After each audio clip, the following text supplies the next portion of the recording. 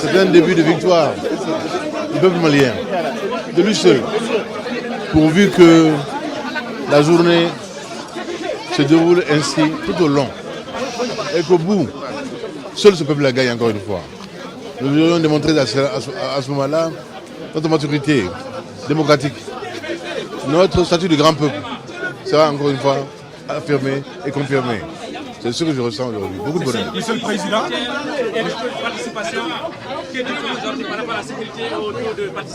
ils seront relevés, Inch'Allah. Monsieur le Président, le pays a une phase décisive de son histoire. Vous êtes le garant de l'intégrité du territoire et de la sécurité. Il y a des choses qu'on a entendues ces derniers temps. En tant que président de la République, vous êtes confiant quant à ce que le Mali puisse être au rendez-vous de la démocratie? Je suis très serein.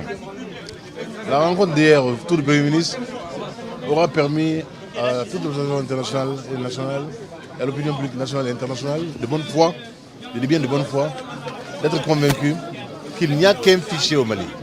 Il n'y a jamais eu qu'un fichier au Mali. Une polémique stérile, mais qui est parfaitement inutile, s'est développée à un moment donné. Et d'aucuns prétendent que la campagne a été dominée par une question de fichier. C'est faux, archi faux.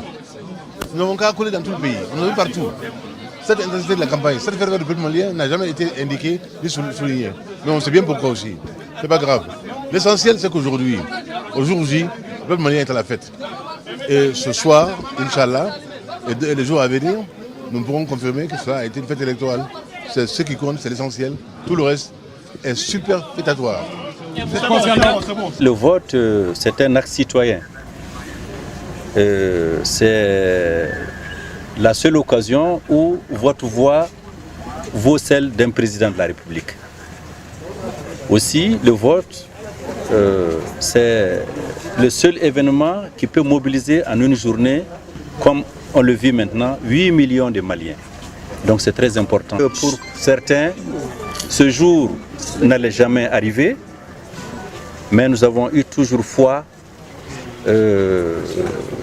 à ces populations, à nos citoyens, pour surmonter les épreuves, pour arriver à l'essentiel. Et l'essentiel pour nous, c'est aujourd'hui de parvenir à un vote. Et vous le constatez, tout le monde est serein, ça se passe dans le calme, et nous souhaitons que ça se passe aussi dans la transparence pour qu'on ait un vote crédible et apaisé pour l'ensemble du peuple malien.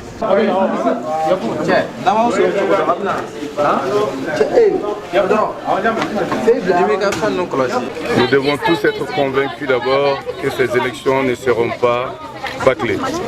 Donc qu'il n'y ait pas de fraude, c'est la seule condition pour que les Maliens acceptent les résultats. Il y a des bandits armés qui sont allés brûler les urnes et chasser les électeurs. À Nyono aussi, je viens d'avoir un rapport d'étape qui m'indique déjà que vers 10 heures, il y a des bandits armés qui se réclament des mouvements rebelles, qui sont allés brûler les urnes et chasser les électeurs qui sont sortis très nombreux pour exprimer leur vote.